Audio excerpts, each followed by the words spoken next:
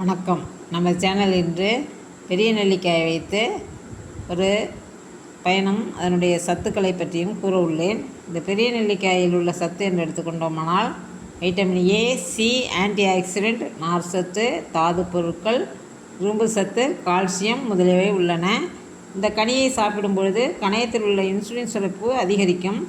இதை 48 நாட்கள் சாப்பிட்டு காலையில் வெறும் வயிற்றில் இந்த நெல்லிக்காயை அப்படியே பச்சையாக பயன்படுத்தி நசுக்கி வெந்நீரில் போட்டு கொதிக்க வைத்து நன்றாக சாறு பிழிந்து சாப்பிடலாம். கணையத்தில் வீக்கம் இருந்தாலும் சரியாகும். மேலும் இன்சுலின் சீராக சுரப்பதால் சர்க்கரை அளவு வெகுவாக குறையும். இதில் எல்டிஎல் குறைந்து ஹெச்டிஎல் கொழுப்பு அதிகரிக்கும். அதனால் இதயம் வளம் பெறும். மேலும் சர்க்கரை நோயால் ஏற்படும் உடல் சோர்வு நீங்கி உடல் தெம்பாக உணர்வீர்கள். இதை பயன்படுத்தி பயனடைவீர்.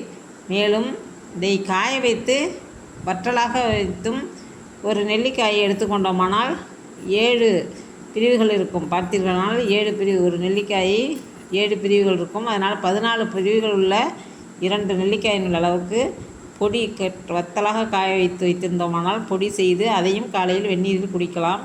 இந்த மாதிரி பயன்படுத்தி பயனடைவீர். தங்களுக்கு பிடித்திருந்தால் லைக் செய்யவும், ஷேர் செய்யவும், சப்ஸ்கிரைப் செய்யவும்.